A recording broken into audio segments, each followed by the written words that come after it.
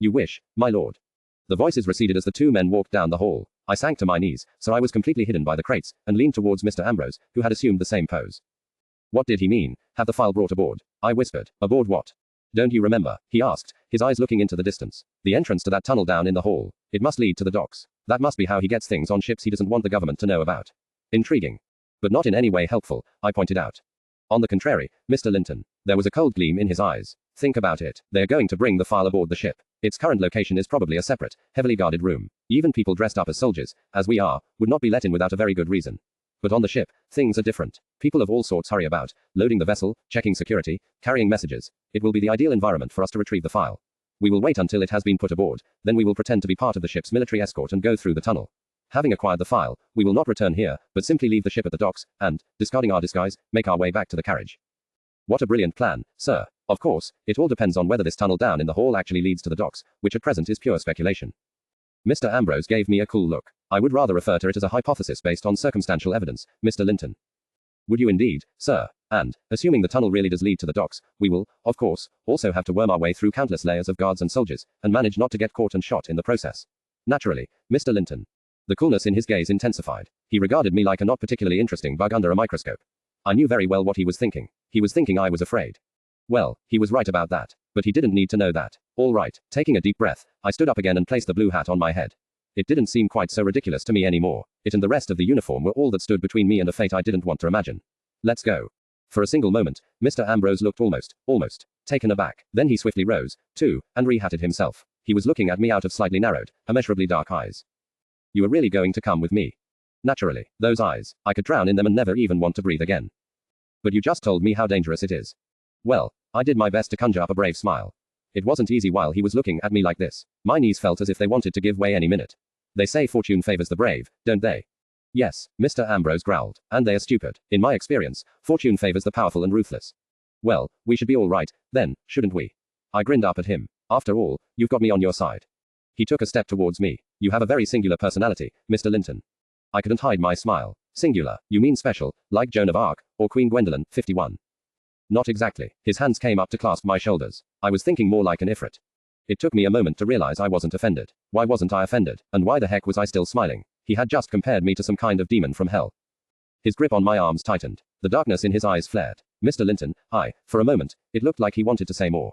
But I should have known better. This was Mr. Rickard Ambrose. When did he ever want to say more or, for that matter, anything at all? Instead, he suddenly let go, righted himself and stepped past me. We've wasted enough time, Mr. Linton. Follow me, he ordered without turning, and be silent. If we encounter resistance, leave the talking to me. And if we encounter resistance that can't be solved by talking, sir. Dumping on the ground the leather bag he had brought with him all the way, he opened it and retrieved an object out of it, a long object made of gleaming wood and silvery metal. I sucked in a breath at the sight of the state-of-the-art rifle. His eyes met mine.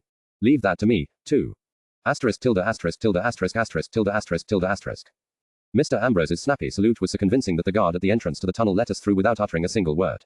He just saluted in return. I, too, attempted a salute and somehow managed one without knocking the blue hat off my head. We stepped past the guard in silence. Before us loomed the black jaws of the tunnel. I couldn't help it. A final time, I glanced up at the giant figures of the two roaring, golden lions hanging high above us. Their eyes seemed to be trained directly on me, watching my every move, knowing I did not belong here. Eyes front, Mr. Linton, Mr. Ambrose hissed. Hurriedly, I did as ordered and hastened my steps. The menacing glint of the golden-maned wardens above me disappeared, and the darkness swallowed me. Or so I thought. After a few moments, I could make out a faint glimmer farther down the tunnel. But it was very, very far off. Why isn't the tunnel better lit? I whispered. Look around you, he said in a low voice. Do you see any windows or ventilation systems? Both torches and gas lamps produce poisonous fumes that would be hard to get rid of in such an enclosed space. Also, if I'm right about what kinds of illicit activities Lord Dalgleish is conducting here, the end of the tunnel will have to be completely dark for the purpose of secrecy. We will have to watch our steps very carefully. And from now on, not one more question out of you, understood? Remember, we are supposed to be familiar with this place. Thank God I did as he told me and kept my mouth shut. Not 2 minutes later, a dozen soldiers suddenly appeared out of the darkness right in front of us. Light in the tunnel was so scarce that, even in their bright red uniforms, they were hardly more than shadows. Yet these shadows were armed, and looking none too pleased. Are the Ching Chongs, 52, still at it? One growled. Ye bet they are, another answered. Damned yellow bastards, not a night when they can't get to bed like decent folk. And it's the likes of us that has to. They went past us, and soon their voices vanished into the distance. So the dance of the dragon was still going on outside, was it? I felt suddenly cold at the thought of what exactly the soldiers had been ordered to do. Why were they marching, as I was sure they were, out into the street to where the Chinese were dancing? I sneaked a sideways glance at Mr. Ambrose's profile in the gloom. It was too dark to really see his face. Was he feeling the chill inside, too? Dumb question. He probably was constantly at a core temperature of 100 degrees Fahrenheit. Up ahead, there shimmered a faint light again. Not yellowish light this time, though, but cold, blue light. The light of the moon. As we came closer, I saw that it was falling into the tunnel through tiny cracks in a wooden wall that ended the tunnel. I opened my mouth to ask, what now, but Mr. Ambrose threw me one of his special looks, and I closed it again. He stepped closer to the wooden wall, which in spite of the few strands of moonlight, was utterly black, and let his hand skim over it. About halfway up the wall his searching hands suddenly stopped. The fingers closed around something, pressed, and pushed. The door swung open, revealing a view of a narrow stretch of water, and a harbor wall, half covered in algae. Distantly, I could hear the sound of the dragon dance, and I was relieved that it sounded as if all the dancers were still alive and perfectly fine. How did you know there was a doorknob, sir? When you have a secret passage that nobody is supposed to be able to find from the outside, it rather makes sense to have the doorknob for the entrance on the inside, don't you think? Now that he said it, it sounded rather obvious. But then, how the heck would I know? This was my first secret passage ever, after all. Was it his first? I looked at his face, hard and implacable in the moonlight. Probably not. Carefully, he leaned out of the open door, his eyes flicking to the left and right without his head moving an inch. In a moment, he was back inside the tunnel, right beside me. No guards around, he said in a low voice. Do you think that we've somehow gone the wrong way? That the file isn't here at all? I doubt it. Look. Imitating him, I carefully stuck my head out of the door and let my eyes flick to the left, then to the right. There it was. To the right, a narrow catwalk, hardly more than a ridge, led along the harbor wall. It disappeared behind the bulk of a sleek, rather small ship with only 2 masts.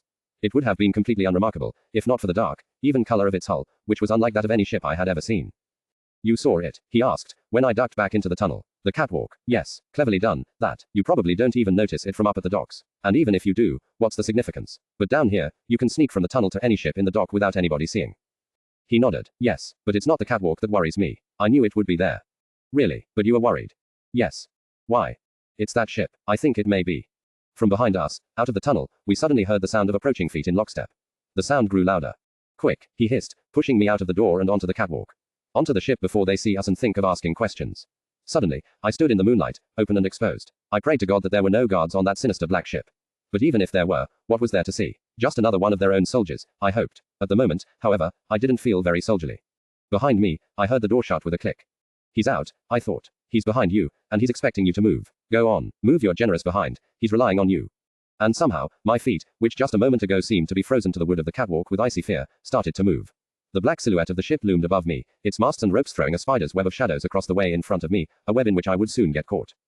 I entered the web of shadows, and my heart went cold. Around the curve of the ship's hull appeared the name of the ship, painted in bright crimson that was turned by the moonlight into the color of dried blood. Nemesis. Behind me, I could hear Mr. Ambrose suck in a sudden breath. Instinctively, I tried to turn, but hard arms grabbed me from behind. Keep going, Mr. Ambrose hissed. They may be watching us from the ship, even if we cannot see them. Just keep going. But, you know that ship's name. I know you do. What is the matter? What is so special about it?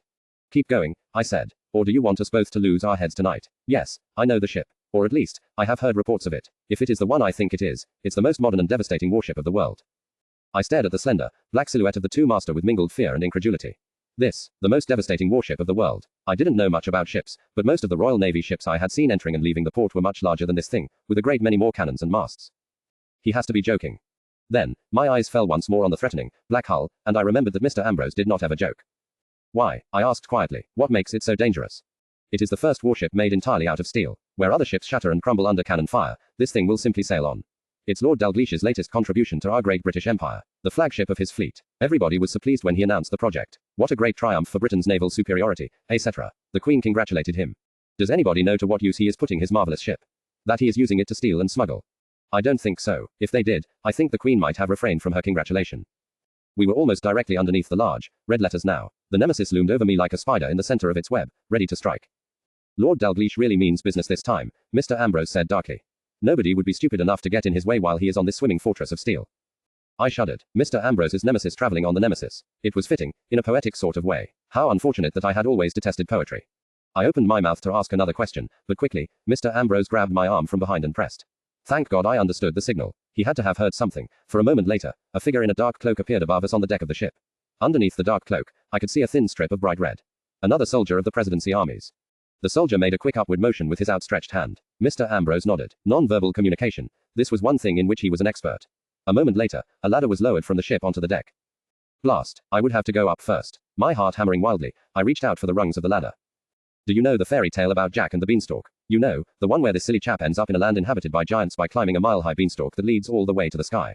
Well, let me tell you, the fellow had it easy. Beanstalks are nothing. The ladder I had to climb to the deck of the Nemesis was at least twice as high as the sky. And all the time while I was climbing, and still climbing, I knew that something far worse than giants awaited me at the top. Giants were usually really stupid, and not armed with guns. Finally, I reached the last rung. My hand reached up to grasp the ship's railing, and another hand, large, coarse and hairy, gripped mine. I almost jerked back my arm, and remembered just in time that this was supposed to be the hand of a comrade. Before I could think another thought, the powerful hand pulled upwards and hauled me over the railing, onto the deck of the ship. Immediately, I was pressed down and forced to my knees. An angry red face appeared in front of me. Stinking breath full of garlic and alcohol hit my nose, and I gagged. What the hell are you thinking? The soldier growled, his voice low but seething with rage. What are you doing here in that getup? I stared up at him, eyes wide. What the heck is happening? What have you done, Lily? Have you given yourself away somehow, you silly idiot? The angry soldier grasped a piece of his black coat that was hanging over his shoulder and waved it in front of my face. Completely in red and blue. People will be able to see you from the other side of the harbor. Suddenly, I understood. All the other soldiers on the deck, who stood around us in a semicircle, sinister expressions on their faces, were wearing similar dark cloaks, so as not to be seen by people on the docks. And I didn't have one. Blast. Of course they were angry. How long would it take for anger to turn into suspicion? How long before they realized who I really was and thud? 2 feet landed on the deck beside me with an impact that resounded through my entire body. I could see the ends of familiar black trousers peeking out under the blue uniform trousers of the Bengal Army. Without looking up, I knew who it was. But I looked up anyway. Mr. Rickard Ambrose towered over me, glaring down at the man who had his clenched fist just under my nose. I swallowed. He looked a lot more menacing from this angle. His granite aspects increased 1,000-fold. He stood there like a true monumental statue, immovable and awe-inspiring. The soldier beside me seemed to feel the same. Slowly, he drew back his fist. Mr. Ambrose nodded and gave the man a look that made him retreat a yard or two.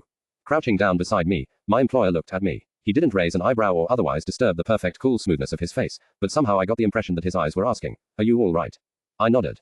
He nodded back at me, and surreptitiously squeezed my shoulder. Warmth spread out from the spot his fingers had touched. Deep inside I knew he had just made the gesture to keep me calm, to prevent me from ruining his plans, but still, this small gesture sent an unfamiliar ache through my heart. An ache that was at once both soothing and painful. Mr. Ambrose turned his eyes on the red-faced soldier again, and this hardened warrior, used to the glares of dozens of drill sergeants and the hate in the eyes of the enemy, drew back before the cold threat in those Arctic eyes.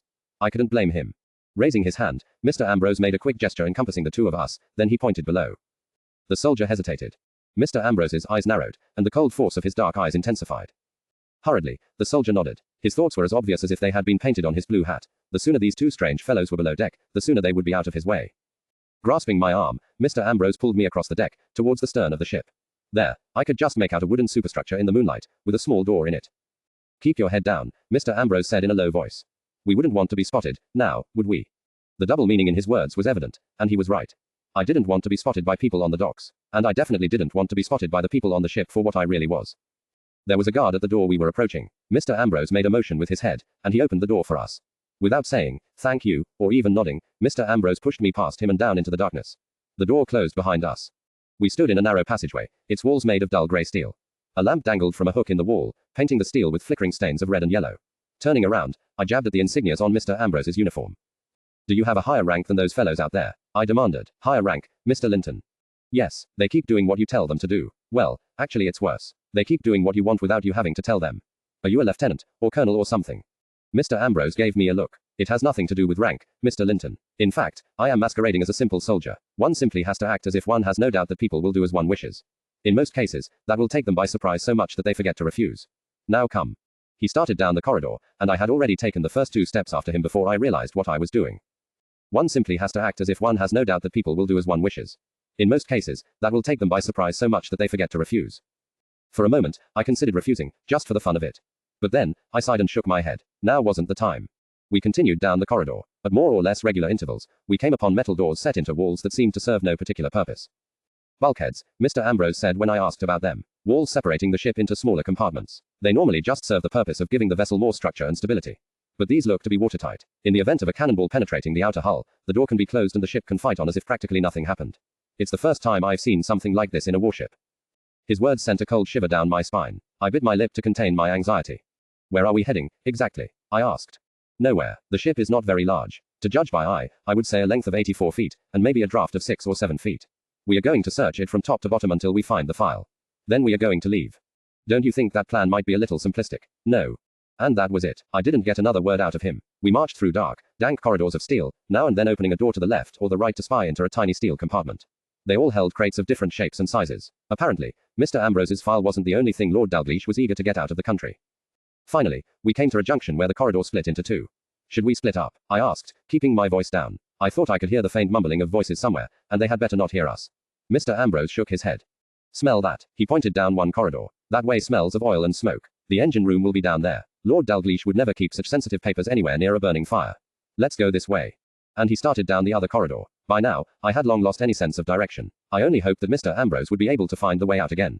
He certainly seemed confident enough. But then, he always did. Even when, after checking 3 more storage rooms, we ran smack into a dead end. Mr. Ambrose stopped. He stood there for a moment. His left little finger twitched, once. All right, let's turn around. I think there was another junction not too far back. We can. He cut off, as voices came down the corridor. Everything been stored down here? Yes, everything, apart from these last few sacks. Abruptly, Mr. Ambrose leaned down to my ear. Stay calm. His voice was quiet, cool, assured. He must have seen the fear on my face. We will just walk past them. Remember, those are soldiers, just like us. We can simply walk past them. And the men didn't open a single crate or sack. The voice in the distance asked. Yes, Lord Dalgleish, the other answered. Beside me, Mr. Ambrose stiffened. Just soldiers, I hissed, my voice trembling more than I would have liked. He moved more quickly than I could have believed possible. In a moment, he had flung open the door to my left and pushed me into the dank little room. There was hardly enough space for me there. Most of it was taken up by a giant wooden crate, over 8 feet high. Slamming his cane between the lid and the walls, he heaved. The lid popped open. What? I began, but before I could finish my sentence or take a closer look at the contents of the crate, I was lifted up by a pair of hard, powerful arms and thrown not very ceremoniously into the wooden container. The fact that I landed face first in wood wool muffled the string of unladylike curses that came from my lips, and probably saved my life. From outside, I could hear shuffling feet. Where do you want the sacks, your lordship? I heard a gruff sailor's voice from somewhere outside. Over there. Yes, your lordship. The steps outside approached our little room. A moment later, something heavy landed on top of me, forcing the air out of my lungs, and the lid slammed shut above me. Gasping for breath, and getting only more wood wool, I reached up to shove aside whatever was suffocating me. But it was too hard and heavy to shift. Hell's whiskers, what was it? Was Lord Dalgleish already in the room, and had his men thrown a sack on top of me, without bothering to look into the crate? My hands reached out, touching, and I felt something bulging under rough cloth. A sack of potatoes, maybe. My hand reached further up. There, the cloth ended, and my fingers touched something softer. It didn't feel like a potato. It was oval and seemed to have some sort of hole in the middle. Mr. Linton, I heard a low voice from right above me, kindly take your finger out of my ear. Danger, explosive cargo. My finger froze in mid-movement. Outside, I could hear footsteps passing the door of our room. Lord Dalgleish and his cronies had heard nothing, were not coming to investigate. But right now, I couldn't have cared less what they did or did not do. Turning my head to get my face out of the wood wool, I looked up, but saw only darkness. Mr. Ambrose must have pulled the lid of the crate shut over us. Mr. Ambrose, who at present was lying right on top of me. No, don't think about it. That's not Mr. Ambrose on top of you. It can't be. It's a sack of coals, or potatoes, or... His cool breath tickled my cheek. He moved in a way no sack of potatoes could ever move. A sack of potatoes wasn't as hard as this. A sack of potatoes didn't have muscles that, even through the fabric between us, pressed forcefully into me. A sack of potatoes most certainly couldn't make me shiver all over like this. It's the cold, I screamed at myself. You're shivering because it's cold in here. That's all. But even though it was freezing inside the crate, I didn't feel cold all of a sudden. I had before, while wandering through the damp, dark passageways of the Nemesis.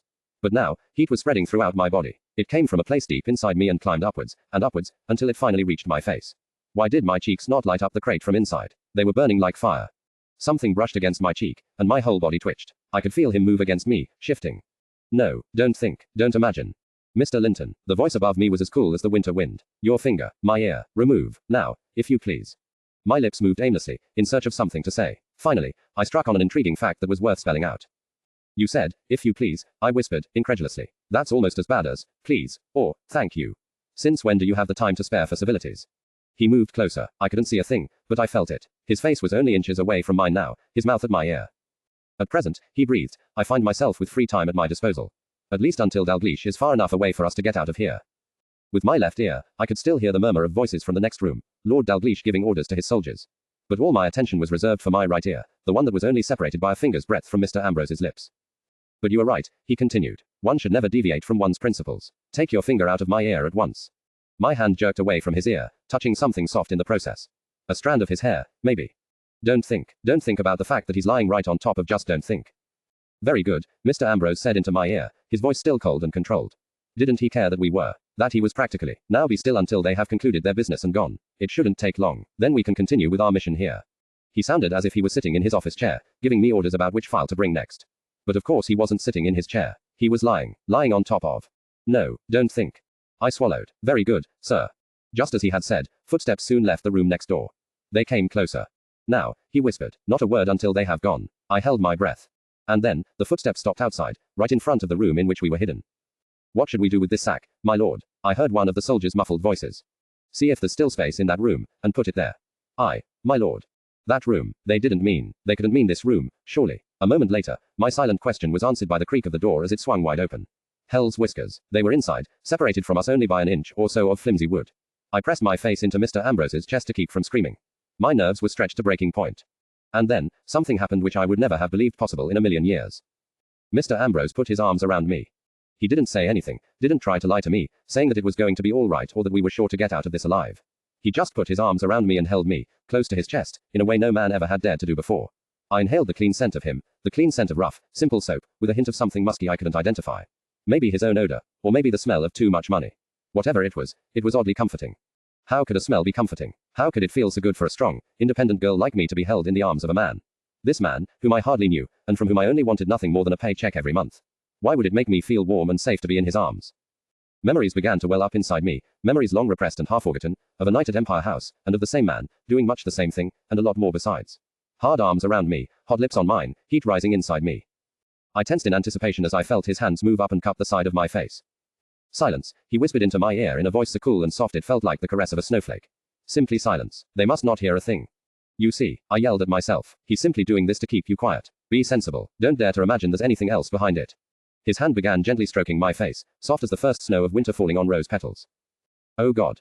Don't think, don't move, don't feel. Then, maybe, you can make it through this without contemplating who is just now pressing you to his chest as if you were his heart's desire. Don't think, don't think. I forced myself to freeze, to stiffen into an unresponsive block of wood, as dead as the wood wall beneath me. I forced my ears to concentrate not on the breathing right above me, not on the hyperactive thumping of my own heart, but on the voices outside. And it was as well I did so, considering what came next. Here, your lordship. Yes, exactly. I heard a dull, metallic thud as something heavy was dropped on the floor outside. Very well, Lord Dalglish's voice, muffled by the wall of wood between us, came from somewhere to my left. I will go and instruct the captain about our course. You men check that everything is secure and then take up your posts. Understood. Your lordship. There came several sharp clacks, and I realized the soldiers were snapping their heels together and saluting.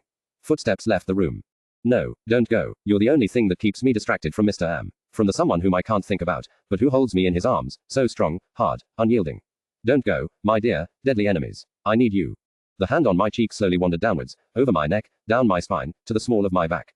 The man whose name I couldn't think pressed me closer against him. If only it were not totally dark around us. The blackness robbed me of any distractions, made touch the only sense I had and intensified it 1,000-fold. I could feel every breath he took, every tiny movement he made against me. He doesn't mean anything by it. He's only doing this to keep you calm, to keep you from screaming, to keep you from acting as he thinks every silly girl who meddles in men's affairs would act. Keep it together. He doesn't care about you. I knew it was true, every part of it. Yet the longer he held me, the harder it was to believe. It won't be long now. His voice at my ear was still as steady as stone, so cold and hard it sent another shiver down my back. Be still for a little longer. Just a little longer. How could his voice be so distant while his hands were so gentle? It was a mystery to me, a mystery that tore at my heart. Suddenly, right when my heart was torn about halfway down the middle, I heard movement from outside. The soldiers still weren't gone. Only Lord Dalglish had left. Think, distract yourself. What could they be doing? Probably they are checking the room, making sure that nothing has been disturbed, like Dalglish said. Soon, Mr. Linton, soon. Mr. Ambrose's voice was still just as low, just as cold as before. Soon they will be gone. Suddenly, a voice boomed only a few feet away. Look. This crate ain't shut right. Above me, Mr. Ambrose stiffened. His hand froze at my cheek. Well, then what are you waiting for? Air. We heard a clinking sound. Only a second later, the crate shuddered under a series of heavy blows, the blows of the hammer that was nailing shut the lid. It took a few moments for the icy realization to flood through me. I was trapped. And, what was far worse, I was trapped with him on top of me. Asterisk tilde asterisk tilde asterisk asterisk tilde asterisk tilde asterisk. The moment the soldiers had left, shutting the door behind them, Mr. Ambrose's arms unwound from around me. They're gone, Mr. Linton. You have my official permission to scream hysterically, now. What? I stared up at him incredulously, although I was actually not able to see anything of him except a vague outline in the darkness. I don't have the time to listen, though, I'm afraid, he continued, rising a few inches off me. I have to get this lid open. At his words, my heart ripped the last few inches and fell apart. You knew this was going to happen. I yelled at myself. You knew he was only trying to keep you quiet. So don't you complain now. You had better get cracking on the problem of how to crack open this infernal crate. However, Mr. Ambrose was already on it. Having lost all interest in me, if he ever had any, he had risen up with his back and was pushing against the lid of the crate. I could see him straining against it in the faint light that fell in through a crack in the crate wall. Yet space was even sparser here than light. He could hardly rise a few inches off me, let alone get any leverage. I could feel his muscles bunch and loosen, bunch and loosen. Blimey, he didn't look that muscled in his straight-cut black tailcoat, but he had plenty of power tucked away under that simple, smooth black cloth. My knees screamed under the pressure he was putting on them, but I didn't care. I was too busy trying to ignore the pressure he was putting on certain other parts of my body, parts which were much more private than knees. It won't move, a blizzard-like growl came from above me. Brace yourself, Mr. Linton. I'll have to get a little more forceful. You'll shatter my kneecaps if you're any more forceful, I protested. I shifted hastily, trying to get out from under him, but my elbows hit something hard on either side. Don't move, he commanded. There's hardly enough room for us here. If you try to get out from under me, we'll end up in a tangle and we'll never get out of here. I had a mental picture of me, eternally entangled with Mr. Ambrose. I swallowed, hard. Very well, sir. But what will we do? I'll somehow have to get my knees past you, so they won't press down on you when I push. Is there a little space on either side of you farther down? Test with your feet. Yes, there's room there. Well, that solves the problem. Spread your legs for me. For a few moments, silence filled the small, black space inside the crate. Utter, complete silence. What? I asked very slowly and deliberately. Did you say? I said, spread your legs. He sounded surprised that I hadn't understood, and slightly irked that I hadn't immediately done as he commanded. Go on, it's not that difficult. The left leg to the left, the right leg to the right. I know what spread your legs means. Well, then there's no problem, is there? Hurry up, Mr. Linton, we haven't got all night. Now, let me clarify. I didn't know all too much about what went on between men and women behind locked doors. My aunt had never been very specific on the subject of sexual congress, and the one time I had asked her, she nearly bit my head off and told me ladies did not talk about such lowly matters. But I did, at least, know enough to realize that spreading your legs was not something you did for a man, especially if this man was not married to you, not interested in you, and was stuck with you in a crate full of wood wool inside a steel warship on the way to God only knows where. And he was so close. So terribly close. If he came even closer to me now, pressed to the very center of my body, I did not know what would happen. I was afraid a lot might happen. I was even more afraid that nothing would happen at all. Mr. Linton, I am waiting. Slowly, tortuously slowly, I slid my legs apart. I could feel his hard thighs pressing against the insides of mine, forcing their way into the opening until they rested solidly there, in my midst. That feels better, Mr. Ambrose said contentedly. Now we should be able to get going. Switch off your imagination, Lily. Switch off your imagination now. A moment later, I heard a dull thud as his shoulders collided with the lid of the crate with the force of a rampaging bull. Again and again, he struck out, upward and forward, making the crate rock violently, and needless to say, myself along with it. There followed a few moments of panting and hammering in the dark. Finally, his attack ceased, and he collapsed on top of me, breathing hard. This is quite vexing, Mr. Linton. I cannot get the infernal thing to budge. I had trouble finding my voice to answer him. My mind was in a hot, foggy place very far away. Thing. What thing, sir? The lid, of course, Mr. Linton. Stay focused. His hard muscles digging into me, his labored breathing right above me, only inches away. Focused, of course, sir. What is the matter with you? You're sweating, and shivering all over. Are you ill?